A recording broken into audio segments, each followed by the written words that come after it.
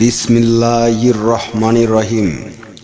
বিশ্ব আধ্যাত্মিক জ্ঞান সঞ্চার দরবার শরীফের প্রতিষ্ঠাতা আমার মুর্শিদ কেবলা গাউসুল আজম শামীম আলী চিশতির দরবার হইতে আমি শাহ আলম আবারও আপনাদের সামনে কিছু আলোচনা নিয়ে হাজির হইলাম। আশা করি সকলেই ভালো আছেন এবং সকলেই মনোযোগ সহকারে এবং ধৈর্য সহকারে শুরু থেকে শেষ পর্যন্ত আমার এই আলোচনাটি শুনবেন। শুরুতেই বিশ্বের সকল স্তরে লোকদের উদ্দেশ্য করে বলছি, আমার লক্ষ্য আপনাদের সামনে হাকিকত প্রকাশ করা, যাতে সকলেই হাকিকত জানতে পারেন, বুঝতে পারেন এবং হাকিকতের জ্ঞান নিতে পারেন।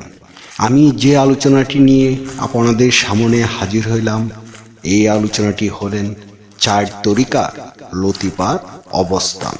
তাই সকলেই মনোযোগ সহকারে এবং ধৈর্য সহকারে সম্পূর্ণ আলোচনাটি শুনুন। একটি মানব দেহে লতিফা 6টি, যথা আকপা, খুপি, ফের, কল্ব, রুহ ও নফস। অনেকে আবার এই 6 লতিফার সাথে বাক, আতস, আব ও খাককে যুক্ত করিয়া 10 লতিফার শিক্ষা দিয়া থাকেন।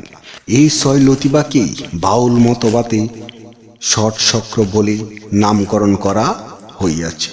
আমি 4 তরিকা অনুসারে 6 লতিফার অবস্থান নিয়েই আপনাদের সামনে কিছু আলোচনা করিব। তাই সকলেই মনোযোগ সহকারে আমার এই আলোচনাটি শুনুন।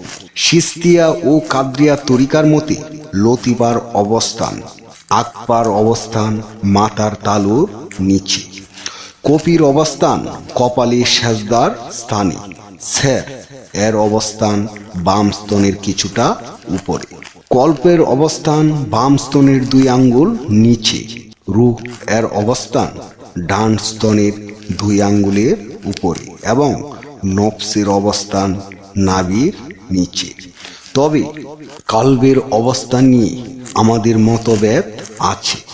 যেমন নকশাবন্দিয়া ও মুজাদ্দিয়া তরিকার মতে লতিফার অবস্থান সকলেই শুনুন: আকপার অবস্থান বৃক্কস্থলে, কুপির অবস্থান ডান স্তনের 2 আঙ্গুল উপরে, সের এর অবস্থান বাম স্তনের 2 আঙ্গুলের উপরে, কল্ব এর অবস্থান বাম স্তনের 2 আঙ্গুলের নিচে, রুহ এর অবস্থান ডান স্তনের 2 আঙ্গুল নিচে, নফস এর অবস্থান কপালে সেজদার স্থানে।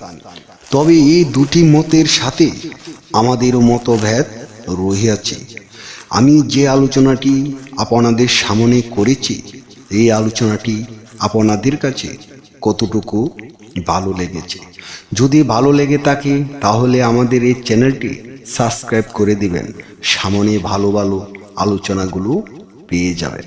এবং আপনারা কি ধরনের আলোচনা চান আমাদেরকে কমেন্টে জানাবেন।